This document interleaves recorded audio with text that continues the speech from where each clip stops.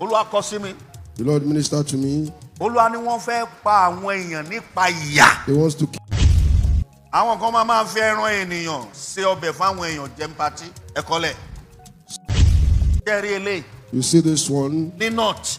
in the northern part of the country. Ó mẹ́ni yẹn mi ní dárúkọ ẹ̀. I know that person. I'm not going to mention his name. Wọ́n máa pa. They will kill him. Olúwa sọ fún mi pé ọmọ náà làrán sí náà. I've said it. Ẹ fi àdúrà ràn Use prayer to help. Tinubu lọ́wọ́ To help President Tinubu. Wọ́n máa pa ọba kan nílẹ̀ Yorùbá. They will kill a king in Yoruba land. Ọba. A king. Kípa ló máa pa. They will kill him anyhow. Ẹ̀mí mọ́. Holy Spirit, Ẹ̀mí ọ̀tá mi rọ́pò. use the life of my enemy as a replacement. Ẹ̀mí mímọ́. Holy Spirit, Ta ẹ̀mí ọ̀tá mi fún ikú. Sell the life of my enemy to death. Ṣẹ́gun Adébáyọ̀ mà tún ti jáde o. Wòlíì àgbáyé ni tí àwọn èèyàn mọ̀ jákèjádò àgbáyé. Ó mà tún ti jáde. Wọ́n ti ránṣẹ́ sí Bọ́lá Ahmed Tinubu. Wọ́n ti ránṣẹ́ sí ọmọ Nàìjíríà àti àwọn ọba. Wọ́n ní nínú ìrántí Ọlọ́run fi hàn wọ́n. Ọlọ́run fi hàn wọ́n wípé ọba kan ó kú láìpẹ́ yìí. Àti pẹ̀lú pé ipa ìyà ni wọ́n ó pa ọba náà. Wọ́n máa ti tú àṣírí ibi tí ọba tí wọ́n ó pa yìí yóò ti wáyé. Àti àwọn agbègbè tó ṣeéṣe kó ti wáyé. Pásítọ̀ Ṣẹ́gun Adébáyọ̀ ti rí àwọn ìran tó pọ̀ nípa orílẹ̀-èdè Nàìjíríà yìí. Níbẹ̀ ni wọ́n ti sọ wípé kí gbogbo èèyàn múra gidi ni. Nítorí pé Ọlọ́run fi hàn wọ́n wípé àwọn kan mọ̀ pa ẹran èèyàn láti fi ṣènáwó ni. Àwọn á ké sí àwọn ọ̀dọ́ àti àwọn ènìyàn gbogbo wípé kí wọ́n ṣọ́ra sí o níbi àwọn ìnáwó tí wọ́n máa pè wọ́n sí láìpẹ́ yìí. Wípé ẹran tí wọ́n máa jẹ́ ń bẹ̀ kán wò dáadáa o. Nítorí pé ẹran àwọn èèyàn ni Ọlọ́run fi hàn wọ́n wípé àwọn kan ṣetán láti pa àwọn fún àwọn ìnáwó kan. Bẹ́ẹ̀ gẹ́gẹ́ nínú ọ̀rọ̀ wọn, wọ́n ní wọ́n ti sọ wípé oòrùn ó mú láwọn ìgbà kan, wípé òjò kì yóò sì rọ̀. Bẹ́ẹ̀ gẹ́gẹ́ lórí bí bàbá yìí bá sọ̀rọ̀, ọ̀rọ̀ wọn máa wá sí ìmúṣẹ kọ́dún tó yípo ni. Pásítọ̀ Ṣẹ́gun Adébáyọ̀ nínú ọ̀rọ̀ wọn, òun náà ni wọ́n ti ní kí àwọn ènìyàn gbàdúrà dáadáa wípé ẹni tó bá fẹ́ sún irú olúwa rẹ̀ kì í sùn. Àwa sọ àwọn ọ̀rọ̀ tó pọ̀ nínú tí wọ́n fi hàn wá pàápàá sí orílẹ̀-èdè Nàìjíríà, sí ọmọ Yorùbá lẹ́yọ kọ̀ọ̀kan àti sí ààrẹ Tinubu láti jẹ́ kí ìjọba rẹ̀ kó kẹsẹ̀ járí. Ọ̀rọ̀pọ̀ tí Pásítọ̀ Prophet Adébáyọ̀ sọ nínú ọ̀rọ̀ wọn, wọ́n fi àwọn fọ́nrán ọ̀hún hàn wá, àwọn àdúrà sì wà ń bẹ̀ tán ní ká gbà. Wọ́n ní ká gbàdúrà gidi fún Tinubu ni o, wọ́n sì ní ká gbàdúrà fún àwọn ọmọ Yorùbá kan. Tọ́ wọ́n fi àwọn fọ́nrán ọ̀hún hàn wá, bó wá jẹ́gbà àkọ́kọ́ lẹ́yìn ń gbọ́ wá tàbí tí ẹ̀yin ń wò wá. Ẹ bá wa tẹ subscribe button síbẹ̀, ẹ bá wa dọ̀rẹ́, àwa náà ó sì bá yín dọ̀rẹ́. Ẹ wá mú gbàgbé o láti jago pélébé kan tí ń bẹ lẹ́gbẹ̀ẹ́, èyí tí ó máa rán yín létí nígbàkúùgbà tá a bá ti wà lórí ètò. Ẹ já máa bẹ́tù ọ̀hún bọ̀, ẹ já ṣe àìkáàkiri ni, torí àwọn àdúrà kan wà tí wọ́n ní ká gbà tó ṣe pàtàkì fún ara wa ni o, fún orílẹ̀-èdè Nàìjíríà. Wọ́n ní àìsàn kan tó ń bọ̀ lórílẹ̀-èdè yìí, èyí tó le ju Ebola àti COVID-19 lọ. Ẹ gbọ́ wìnrìnwìnrìn àti àwọn ìgbésẹ̀ tí wọ́n ní á gbé láti má jẹ́ kí àwọn nǹkan yìí kó ṣẹlẹ̀. Ẹ já ṣe ẹ já subscribe síbẹ̀, ẹ tàgò pélébé tí ń bẹ lẹ́gbẹ̀ẹ́, èyí tí ó máa rán yín létí nígbàkúùgbà tá a bá ti wà lórí ètò. Ẹ já gbọ́ àwọn àsọtẹ́lẹ̀ Pásítọ̀ Adébáyọ̀ Ṣẹ́gun ọ̀rọ̀pọ̀ náà wí kọ́bọ̀. Wọ́n máa pa ọba kan nílẹ̀ Yorùbá. They will kill a king in Yoruba land. Ọba. A king. Ọba. A king. Kípa ló máa pa. They will kill him anyhow. Eléyìí máa le gan. It's going to be brutal. Ẹ kan tí mo sọ sílẹ̀ o. Write this down. Ọ̀nà Èkó, ọ̀nà Ìbàdàn, ọ̀nà Ìṣàgámù, Lagos, sí Benin. Ibadan, Ìṣàgámù towards Benin. Ẹ kan tí mo sọ sílẹ̀ o. Write this down. Ọ̀nà Ìlaro. Ìlaro. Towards ọ̀nà àwọn ọ̀nà Igbóọrà, àwọn ọ̀nà Igbóọrà. Jẹ́rìí ibi tí mo dárúkọ yìí. Bẹ́ẹ̀ bá délé ẹ máa gbàdúrà. Wọ́n máa sun àwọn èèyàn mọ́ inú mọ́tò. So that they will not burn people inside the vehicle. You mentioned roads. Ẹ kọ́lẹ̀ o. Write it down. Wọ́n máa sun àwọn èèyàn mọ́ inú mọ́tò. So that they will not burn people inside their vehicle. Ó máa já wọn tó ń lọ ṣiṣẹ́ tán máa pọ̀. So that it will not be a group of people going for an occasion. So that there will not be many. Kò sáwọn tó bẹ́ẹ̀ ṣiṣẹ́ yẹn o. There's no one that wants to do that evil work. Àwọn Fúlàní ni. It's the Fulanis. Olúwa kọ sí mi. The Lord ministered to me. Olúwa ni wọ́n fẹ́ pa àwọn èèyàn nípa ìyà. He wants to keep people anyhow. Yẹ kọjá lọ bẹ́ẹ̀. Someone passed by. Ebi last year ni mo sọ fún yín. It was last year I told you Pé kẹ́ gbàdúrà.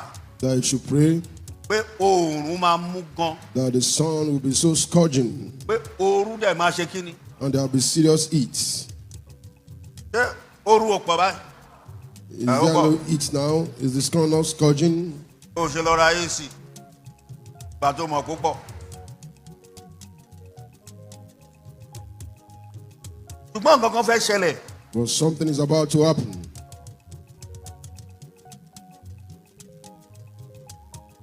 Oòrùn tó ń ràn yìí.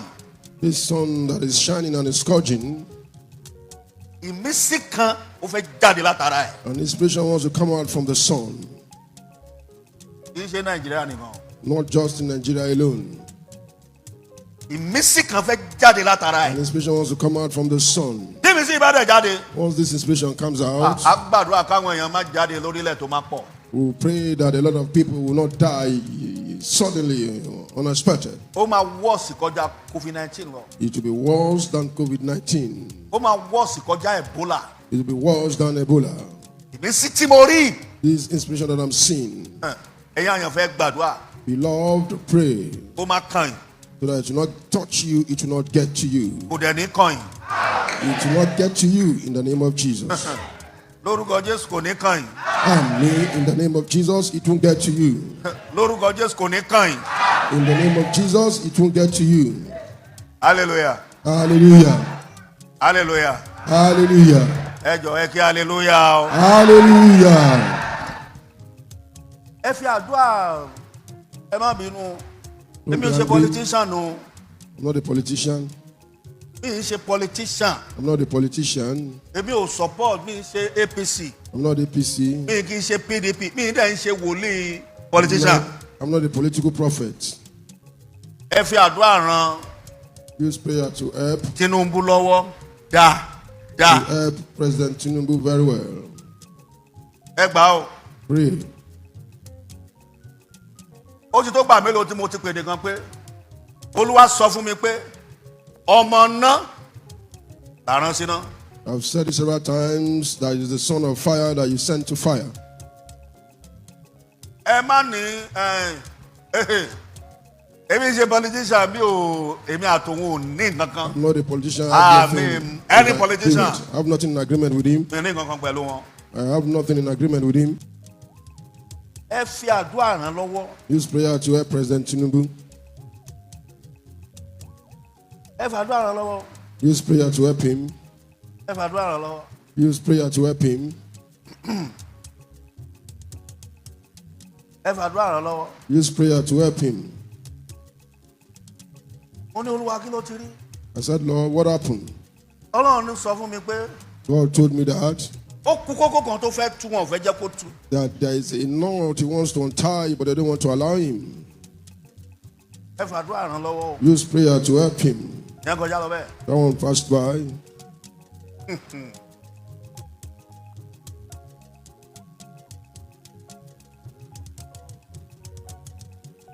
Wọ́n bá pa. When they kill him, Ogun kan máa gbóná. there will be a serious battle, very hot. Á dìde nílẹ̀ north. Will rise in the northern part of the country.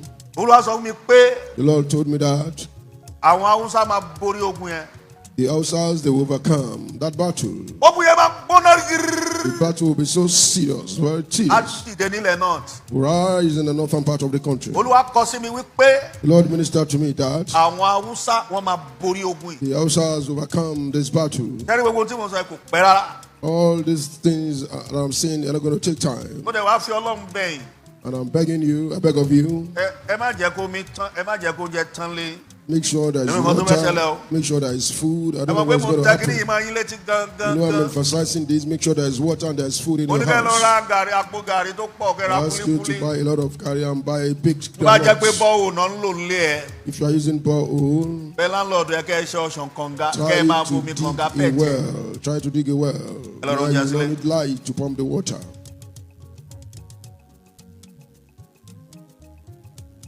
ẹ rí i pé mi ò bọ́lẹ̀ nígbà tẹ́ ń ṣe prayer 7:30 ní bọ́lẹ̀. You can see I did not come out when the 7:30 p.m. prayer was going on. Mi ò bọ́lẹ̀. I did not join you. Ọlọ́run sọ gangan fún mi. God told me something. Olúwa tún tẹ̀wọ́ mi létí. The Lord emphasized it. Páàtì kan máa hallelujah. One part will shout hallelujah. Páàtì kan máa sun ẹkún. One part will mourn, will cry. Ní lórílẹ̀-èdè tá a wà yìí. In this nation that we are in. Praise the Lord. Hallelujah. Ẹ gé hallelujah dáadáa. Hallelujah. Ìyẹn tún kọjá lọ bẹ́ẹ̀. That one passed by. Ẹ̀yin ọ̀dọ́. Youths, Ẹ ṣọ́ra lákòókò yìí. be careful this time around. Ẹ ṣọ́ra lákòókò yìí. Be careful this time around. Ọ̀rọ̀ yìí gan kò túmọ̀ sọ́dọ̀. It's not just for the youth alone. Àwọn kan máa fi ẹran ènìyàn ṣe ọbẹ̀ fáwọn èèyàn jẹun patí. Ẹ kọ́lẹ̀. Some people will be cooking human flesh to serve people in parties. Wọ́n discover àṣírí kan ni. They discovered a secret Wọ́n dẹ̀ fẹ́ máa lo kinní yẹn. and they want to start using that thing. Ẹ̀yin ọ̀dọ́ ẹ ṣọ́ra gan. Youths, be careful. Wọ́n discover nǹkan kan. They discovered something. Ẹ̀mí òkùnkùn mú wọn rí nǹkan kan. The spirit of darkness made them to see something. Wọ́n ọ̀pọ̀ pátí olówó, àwọn pátí ńlá, àwọn klọ́ọ̀pù. A lot of big parties, going to clubs. Ẹ rò pé màálù lẹ̀ ń jẹ. You think you are eating cow, Ẹran èèyàn. but what you are eating is the flesh of human being. Ẹran èèyàn. Flesh of human being. Ó máa wọ́pọ̀ gan. It's going to be very common. Praise the Lord. Hallelujah. Kẹ́rí eléyìí You see this one ní north. in the northern part of the country. Mo mẹ́ni yẹn mi ní dárúkọ ẹ̀. I know that person, I'm not going to mention his name. Wọ́n máa pa. They will kill him. Ṣọ́ra fún gbéyàwó. Try and avoid attending marriages, Family mi wedding. ń ṣe birthday òjijì. My family is celebrating a sudden birthday. Ṣọ́ra fún. Be careful. Ẹ wo bí. Look here. Gbogbo ẹni tó bá jẹ ẹran yẹn wàhálà dé nìyẹn. Whoever eats part of that human flesh, they're in trouble. Kò ní ríra ẹ̀ kò ń gbọ́n òtí ẹ̀ ní mọ ibi tó ń dé nínú ayé. They will never know where they are in the world.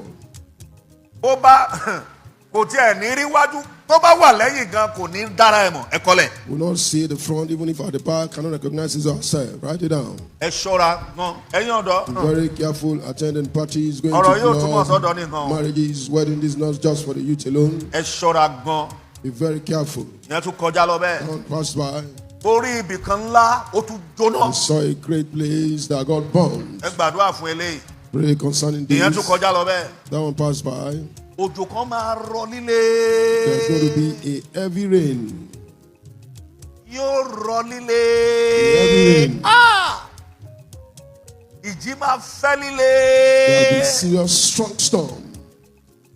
Tó bá ń gbé lẹ́gbẹ̀ẹ́ tí omi múra sádùá dáadáa. If you are living beside either an ocean or a river, increase your prayer. Òjò yóò ní pẹ́rọ o. The rain is going to fall very soon. Ìwọ tó ń gbé ọmọ gbẹ́gbẹ́ tí omi. You know yours is not far from the ocean. Láti ẹ̀ or máa the gbàdúrà. river. Kó má rọ̀ ní second Saturday. Kó má rọ̀ ní third Saturday. Tí o bá ti rọ̀ tán, ò bá dẹ̀ rọ̀ lọ́jọ́ tó kù yẹ ọkàn mi. We pray that it will not rain second or fourth Saturday of the month. O tí mo sọ yé mi kò yé yín gan. Ó ti You yé mi. understand what I'm saying? Whether you like it or not. Torí mo ti bẹ Ọlọ́run. Bó tiẹ̀ bá rọ̀ jọ second Saturday. Third Saturday. Yẹ kú. I've prayed that it will Fúnra not la rain ẹ̀ dì mú. on second and So wá fourth lọ́jọ́ tó kù, Saturday. sílẹ̀. Other days, you can open it up. Èyí tẹ̀ ń gbé lẹ́gbẹ̀ẹ́ tí omi. You that you are living beside the ocean, an ocean, Jẹ́rìí tí kiri tọ́jú ìbárọ̀ kò lè sáànú. when this rain will fall, there will be no mercy. Àdúrà ò ràn. Prayer cannot counter it. Praise the Lord. Hallelujah. Ẹ tún hallelujah mọ́. Hallelujah. Tẹ́ bá fẹ́ jẹ́ kí n fẹ́ràn yín. Bá ti ní kẹ́ hallelujah, bá ti ní kẹ́ ìṣàmì ẹ̀ ṣe dáadáa. Come to like you, shout hallelujah, say amen very well. Praise the Lord. Hallelujah. Mo ti láìkì yín pápátá.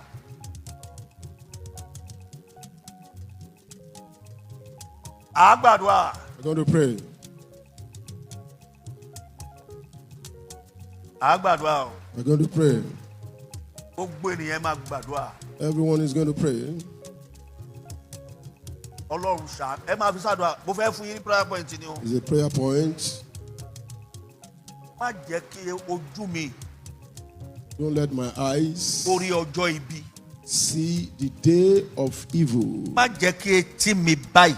Don't let my ear kó gbọ́ ìròyìn ibi. hear Ẹ the gbàdúrà yẹn o. news of evil. Make it a prayer point. Ẹ Pray bá it wà very lé well. ẹ máa gbà dáadáa. Make it a prayer point. Pray it very well. Ẹ bá wà lé ẹ máa gbà dáadáa. If you are at home, wherever you are, make it a prayer point. Pray it very well. Mo tún fi prophesy sáyé. Use it to prophesy into your life, Etí ẹ, ojú ẹ, your eyes, your ear. kò ní rí ọjọ́ ibi. You will not see the day of evil. Ẹ má fi ṣeré, ẹ gbà ó. Pray, don't joke with it. Torí yóò gbà ní mo ló wá sọ fún mi. Because the prayer will be answered. Thus says the Àdúrà yẹn Lord. máa ṣiṣẹ́ fẹ́ni tó fẹ́ ṣiṣẹ́ The fún. prayer is going to work for those it's going to work for. Ẹ pe orúkọ Jésù ẹ dìde. Call the name of Jesus, stand up. Gbogbo tí wọ́n ṣe sí ayé mi. All they've done into my life, Pé kí ayé mi má nítumọ̀ so that my ire. life will not be meaningful. Lóru ẹni, Tonight, ẹ̀mí máa ṣe ọ̀run. Holy Spirit, authority of Ó heaven, yẹ bàjẹ́. destroy. Ẹ pe Jésù ẹ gbàdúrà bẹ́ẹ̀. Orúkọ Jésù, ẹ̀mí máa ṣe.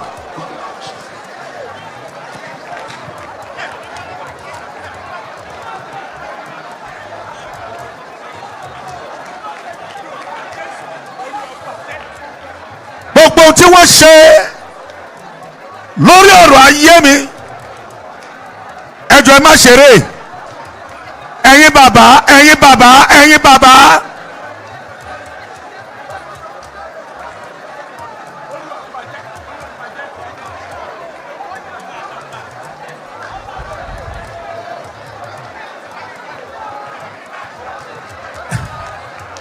Ẹ̀yin ọ̀dọ́, ẹ bá gbàdúrà yìí. Gbogbo tí wọ́n ṣe sí ayé mi tó lè mú kí ayé mi wà ní kòròfo, ẹ̀mí má bàjẹ́ lóru yìí. Àwọn tó lè gbàdúrà wọn ò wá sí pàdé oṣù yìí.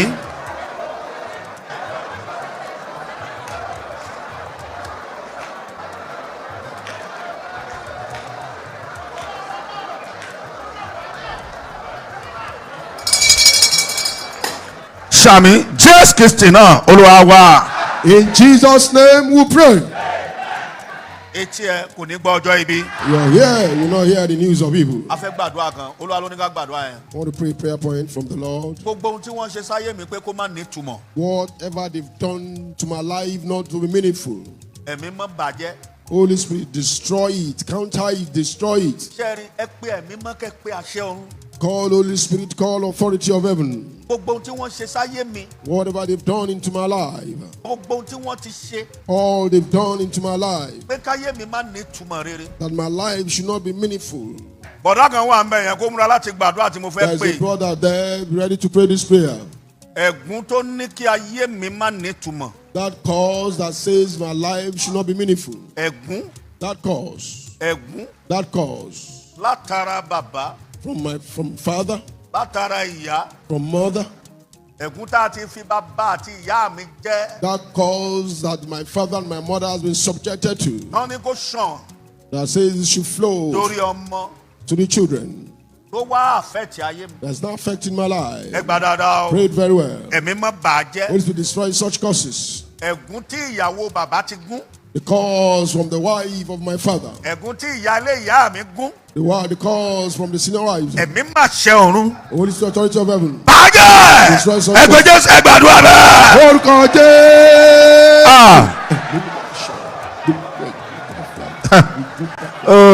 Ẹ̀yin ọkùnrin, no wonder.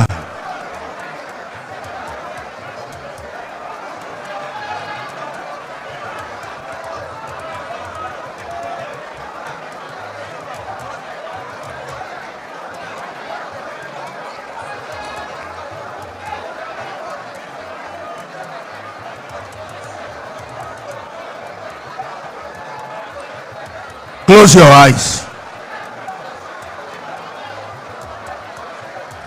Ṣé ẹlẹ́yin ọkùnrin tẹ́ wà níwájú yìí kò sí èyí tó gbàdúrà nù yín.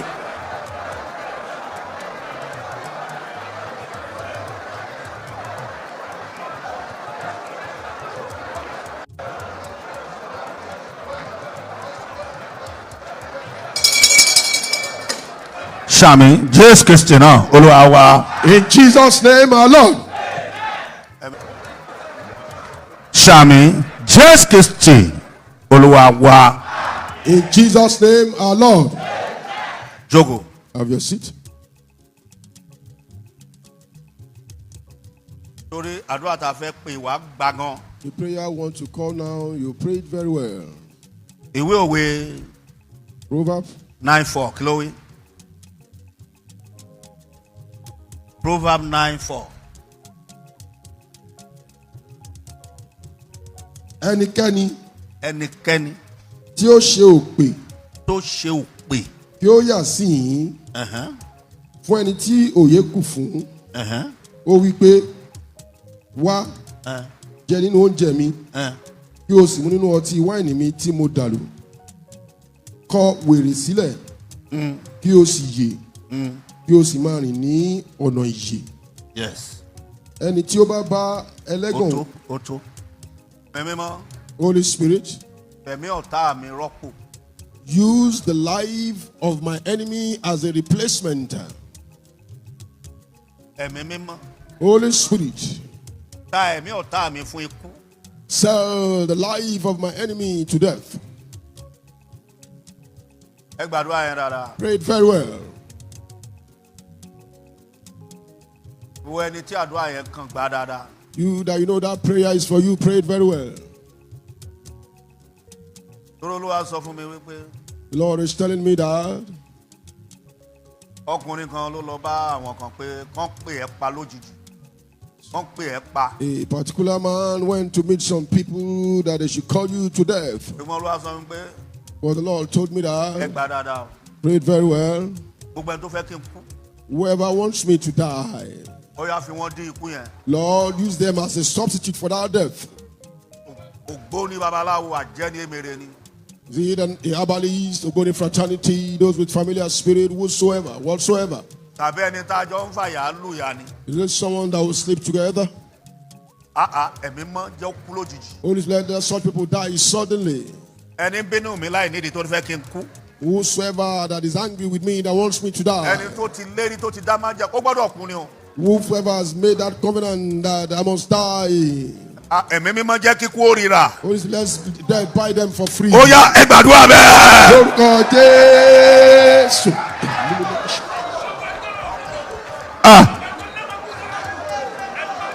Mọ́mí gbàdúrà yẹn. Gbà dáadáa.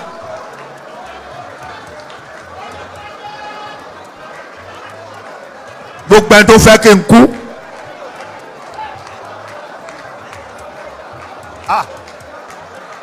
Over.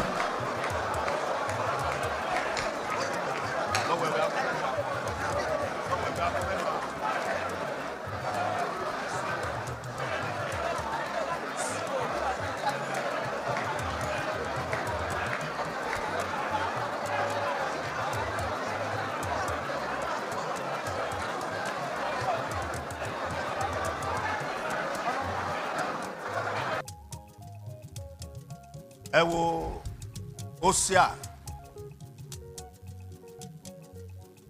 2:8.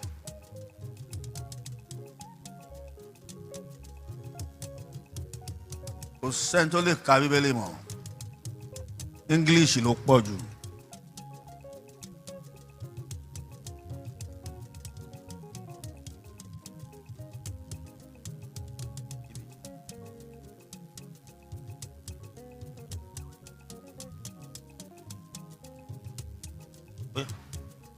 Nítorí òun kò tí mọ̀ pé. Nítorí òun kò tí mọ̀ pé. Èmi ni ẹni tí ó fóun ní ọkà. Èmi Ọlọ́run ní sọ̀rọ̀. God is speaking here. Èmi lẹni tó ń fún òun ní ọkà. Àti ọtí wáìnì tuntun. Àti ọtí wáìnì tuntun. Àti òróró. Àti òróró. Tí mo sì mú fàdákà. Yes. Àti wúrà rẹ̀ pọ̀ sí. Tí wọ́n fi ṣe báálì. Praise the Lord. Hallelujah. Ẹ wá wo Deuteronomy. Now check Deuteronomy 8:18.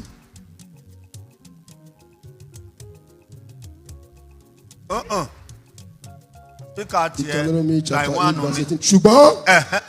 Ní sùúrù. Jámínì ló sọ̀rọ̀. ṣùgbọ́n kí ìwọ kí ó rántí Olúwa Ọlọ́run rẹ nítorí pé òun yóò fún ọ ní agbára.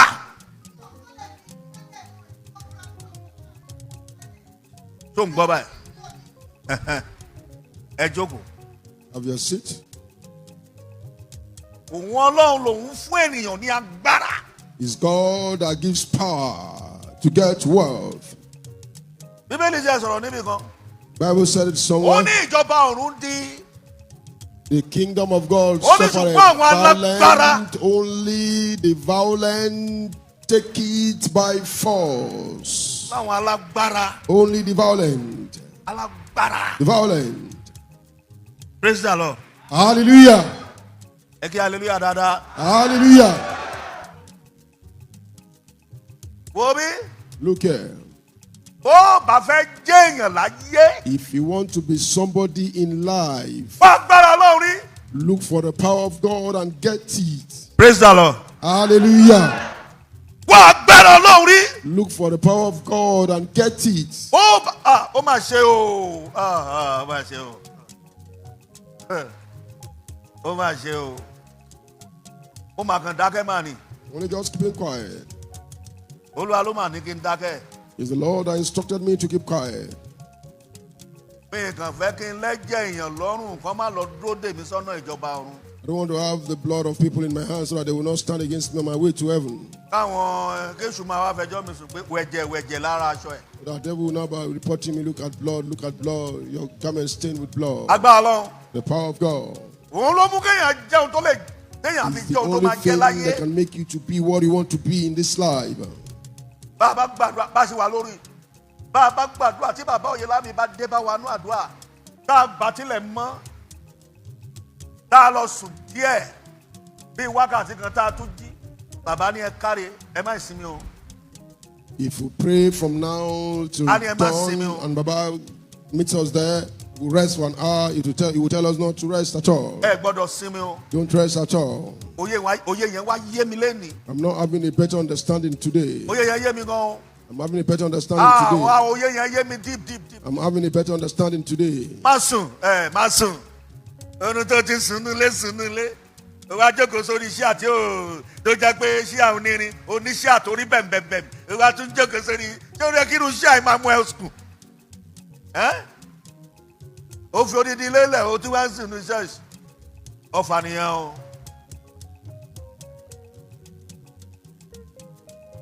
Mo wà lọ́dọ̀ wòlíì kan lọ́dún kan.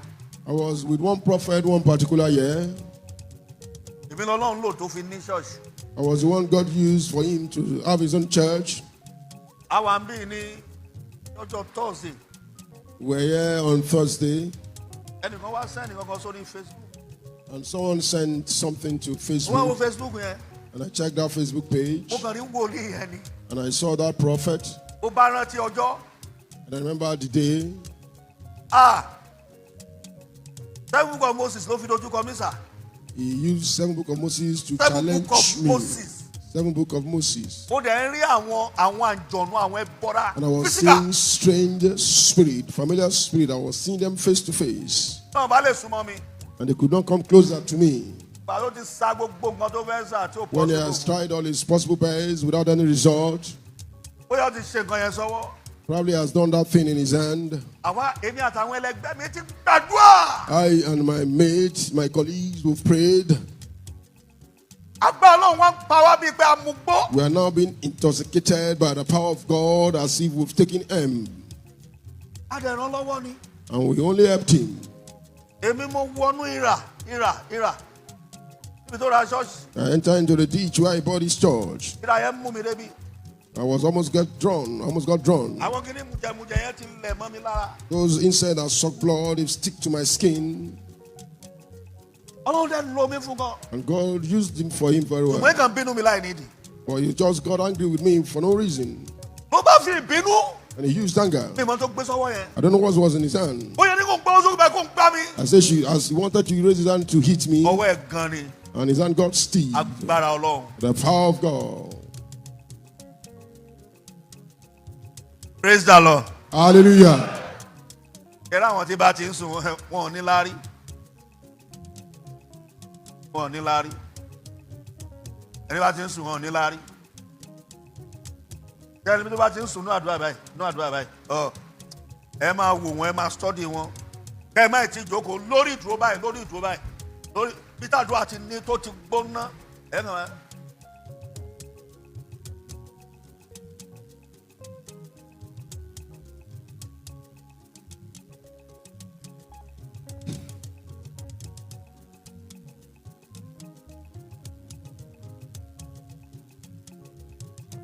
Ọ̀pọ̀ nínú yín la máa ń wo fíìmù ẹ̀ nínú àdúrà. Ẹni bá ti kádùn oorun, ayé wọn ò ní túmọ̀. Those that enjoy too much sleep, their life is never meaningful. Agbára. Power. Agbára Ọlọ́run ló lè mú kéèyàn Power jẹ́ of èèyàn. God that can make somebody to be someone in life. Agbára Ọlọ́run. The power of God. Agbára Ọlọ́run. The power of God. Agbára Ọlọ́run. Power of God.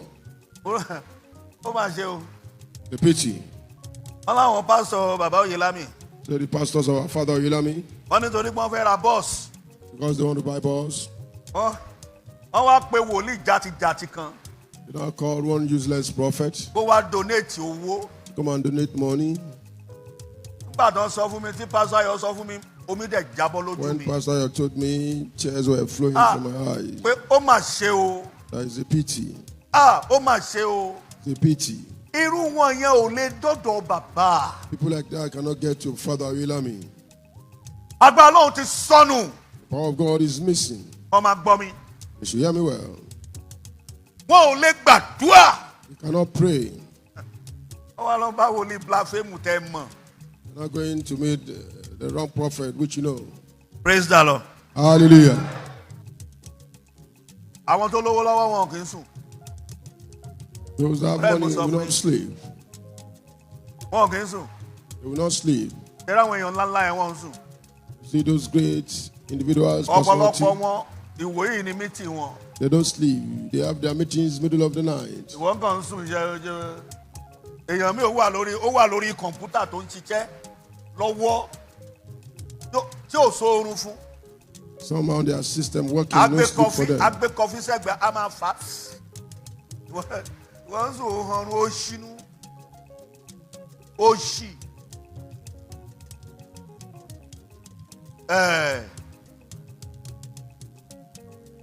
Àṣìjọ máa pàdé next week Friday báyìí. We're going to meet next week Friday. Wọ́n á ṣe kan. We'll do one. Torí àlàálẹ̀ ara wa ń bẹ̀. We're going to insert ourselves there. Bàbá donate owó fún wọn. And I donate money for them. Ọ̀rọ̀ máa jábọ́. And I'm going to talk. Ọlọ́run ṣe máa ti gbé pọ́npọ́n mi sẹ́gbẹ̀ẹ́. Thank God I have my rod by my side. Agbára Ọlọ́run. The power of God Í máa mú káyé èèyàn ní ìtumọ̀. will make someone's life to be meaningful. Tó dágbà bá dé fún ẹ. When you pray to an extent, Omi àtòkùnkùn àtàjẹ́ àtẹ̀mẹ̀rì babaláwo àtògbóni àtàwọn wòlíìgà àtàwọn tó pera wọn ní gọ́ọ̀mẹ̀ntì wọ́n máa gbà fún ẹni. those that belongs to occultic Wọ́n gbà fún power, ẹ. witches, widows, Ogoni fraternity, government, they will Praise the Lord. accept for you. Hallelujah. Wọ́n gbà fún bàbá Oyèlámì. They accepted for our father Oyelami. Ó ṣojú mi ni. I'm a living witness. Wọ́n gbà fún. They accepted for him. Wọ́n gbà fún. They accepted for him. Praise the Lord. Hallelujah. Lórí òkè ní inú ìlú Odò Ọwá. Atodowa. Olúwa rán bàbá Oyèlámì sílùú yẹn. The Lord sent our father Oyelami to that town. Àpọ́sù Ayọ̀ Babalọ́lá yọ sí bàbá Oyèlámì. Supposed to appear to our Lọ father sí Oyelami. ìlú mi. Go to my town. Ẹ̀gún tí mo fi wọ́n gún. The cause which I probably released to Oyèlámì them. lọ rí ẹ̀gún yẹn Go kú. and remove that cause. Bó ti ṣe ni o. This is how you're going to do it. Bàbá Oyèlámì bá pe bàbá Ìdófíà. And our father Oyelami called our father Ó Edofi. pe bàbá Ọbádáre. He called Obadari. Ó pe àwọn bàbá He gbogbo. called fathers here and there. Lọ́ bá gbọdọ̀ ọwá lọ. And they went to Odowa. Bọ́n ti dé Odò Ọwá lọ́ bá As they kọ́yà got sí to pálásì Odowa, ọba. they went to the king's palace. Lọ́ bá ń sọ̀sọ́kúsọ. And the king was saying gibberish. Inú bá bí bàbá. And our father Oyelami was angry. Lẹ́nu ẹ̀ In your mouth. lẹ́sẹ̀kẹsẹ̀. Immediately, Ẹ̀mí mọ́ kọlu ọba yẹn. Holy Spirit hit that king. Ọba yẹn tẹ́ ẹ bá níbi tó bá ti ń bẹ wòlíì. You will see where a king was begging the prophet. Wọ́n ò sọ lẹ́yìn ohun tó ṣojú mi lèmi ń sọ. I'm a living witness. Ọba àwọn èèyàn bẹ̀bẹ̀ The prophet was begging, people were begging pé him. láti ìgbà tí Babalọlá kú. That since the death of Babalola, ẹ sì pera yín wòlíì, kí lẹ wá ṣe ń lu yìí, kí lẹ wá gbé ṣe kí ẹ ti ṣe sí lu and yìí. you call yourself prophet, what have you done in this town? Bàbá yẹn lámì ni wọ́n sọ̀rọ̀ sẹ́mi wòlíì, ọba dáre òun ṣe wòlíì, èmi ni wòlíì. Agbára Ọlọ́run. The power of God. Agbára Ọlọ́run. The power of God. Kò sẹ́lẹ̀gbẹ́. There's nothing to compare with it. Praise the Lord. Hallelujah. Agbára Ọlọ́run. The power of God. Oh God. Agbára Ọlọ́run. The power of God. Ìwọ ló ń múra. You are the one that will be prepared. Ó fẹ́ jẹ́ èèyàn You want láyé. to be somebody in life. Agbára Ọlọ́run ni o. It's the power of God. Praise the Lord. Hallelujah. Adájọ́ kan.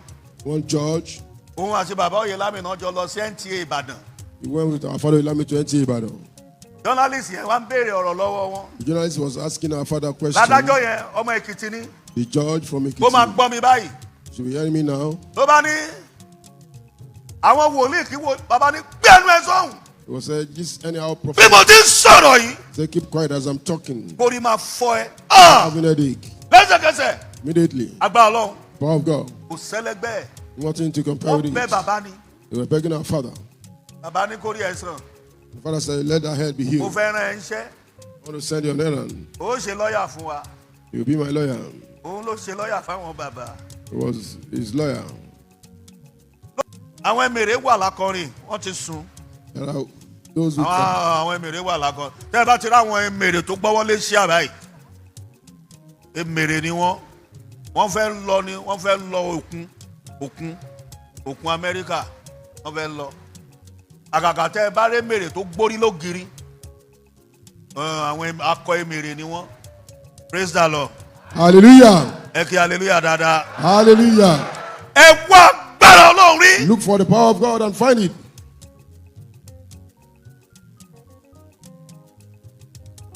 Amen. Amen. Amen. Amen. A tẹ̀lé bàbá kan lọ sí Ẹ̀gbẹ́ lọ́dún kan. We followed one father to Egbe some times ago. A dórí òkè yẹn rí. We've not been to that mountain before. Bàbá dókè yìí. When we got to the mountain, Inú aginjù burúkú. there was a serious wilderness.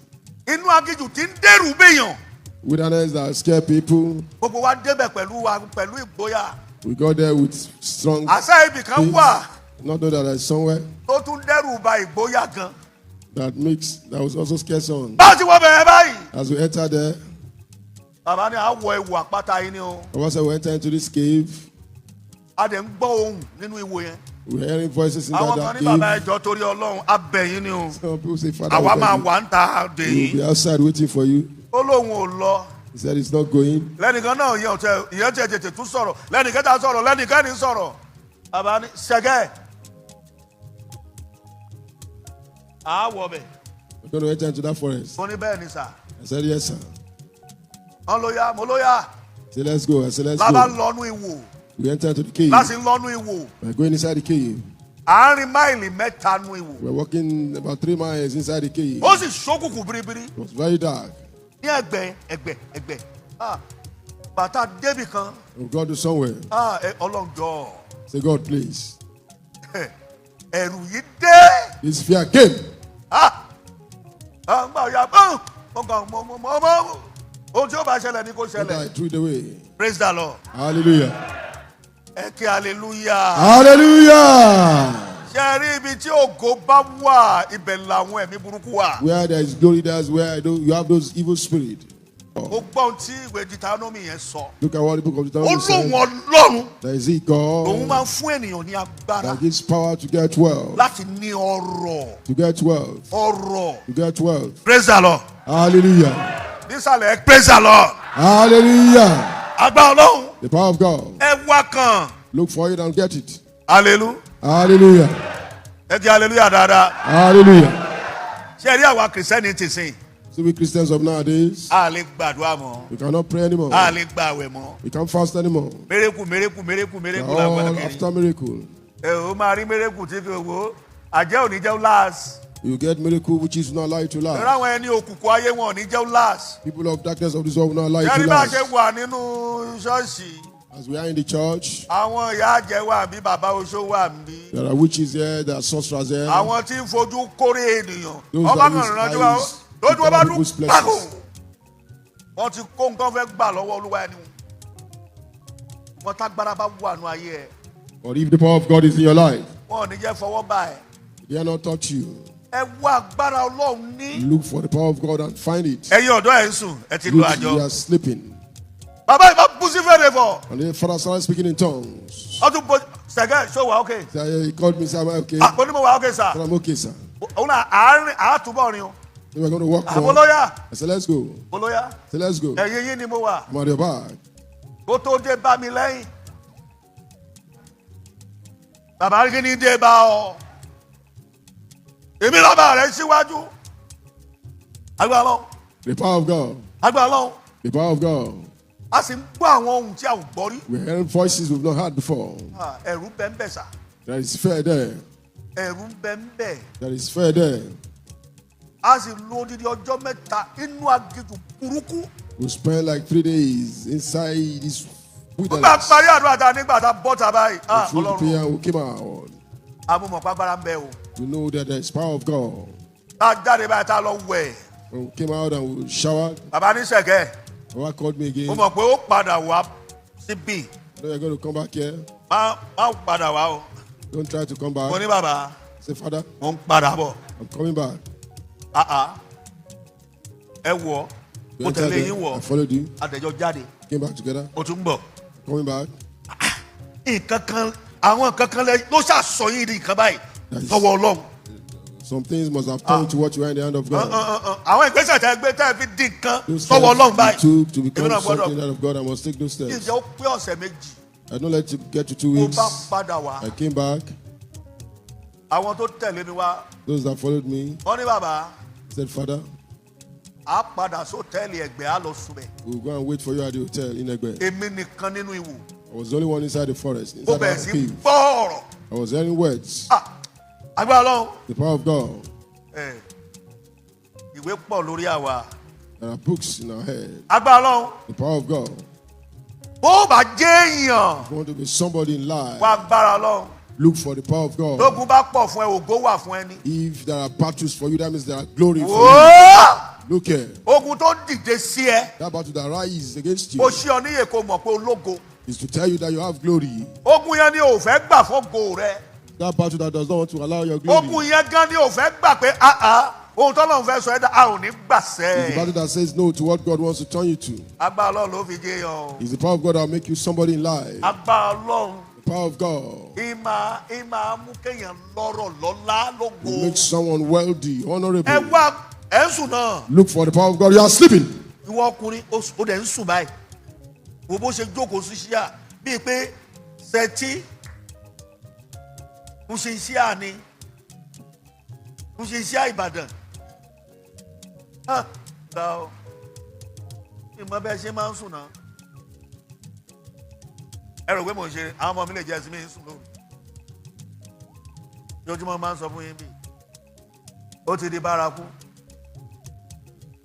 ó bàjẹ́ ẹ wá èmi ń bẹ̀ yín ni. I beg of you. Hallelujah. Hallelujah.